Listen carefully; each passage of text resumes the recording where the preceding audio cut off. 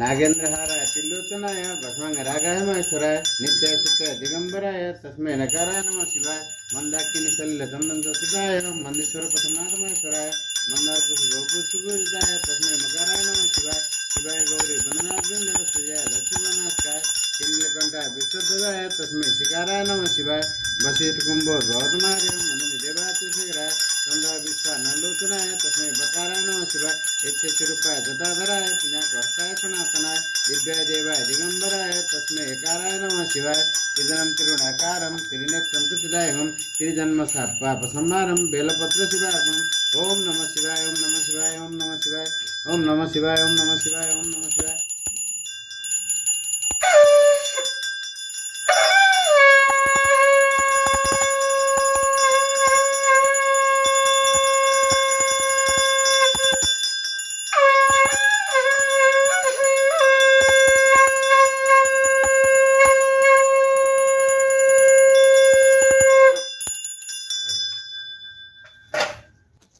ओम नमः शिवाय जय शम्भु कैलाशपति ओम नमः शिवाय ओम नमः शिवाय ओम नमः।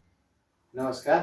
यो पटक साउन खास गरेर साउनको 13 गतेबाट मात्रै औपचारिक विधिवत रूपमा तिथि सम्बत सुरु हुने भए पनि साउन महिना लागिसकेपछि सोमबारको व्रत गर्ने विगतदेखिको परम्पराले निरन्तरता दिँदै आज प्रदान गरेर विधिपूर्वक साउनको व्रत आरम्भ गरेका छौँ र यस पटकको साउन चाहिँ खास गरेर भदौ 13 गतेसम्म लम्बिएको छ, जुन चाहिँ गत जेठमा परेको मलमासको कारणले त्यस्तो हुन गएको र कतिपयले व्रत कहिले बस्ने के गर्ने भन्ने कन्फ्युजन छ। औपचारिक रूपमा व्रत बस्न चाहनेहरूले चाहिँ साउनको 13 गते पछाडि व्रत नयाँ सुरु गर्नेहरूले त्यो गरे हुन्छ नि, परम्परादेखि बस्दै आएको पहिलादेखि विगत वर्षदेखि बस्दै आएको व्रत चाहिँ आजबाटै सुरु गरेर औपचारिक रूपमा व्रत बसेर देवादेव महादेवको पूजा आराधना गर्न सकिन्छ भन्ने जानकारी सहित यो सानो जानकारी पनि हो र आफ्नो पूजा पनि गरौँ भनेर सुरु गरेको यो जानकारी तपाईँहरू समक्ष राखेँ मैले। त्रिदलं त्रिगुणाकारं त्रिनेत्रं चतुर्दायकं त्रिजन्म पाप संहारं बेलपत्र शिवार्पणम्। यो हाम्रो घर निर्माण गर्दाखेरि जग खन्ने क्रममा शिवजीको उत्पत्ति भएको, त्यस पछाडि 2064 सालदेखि निरन्तर हामीले शिव भगवानको पूजा आराधना साउनको सोमबार शिवरात्रिमा पूजा गर्दै आएका छौँ।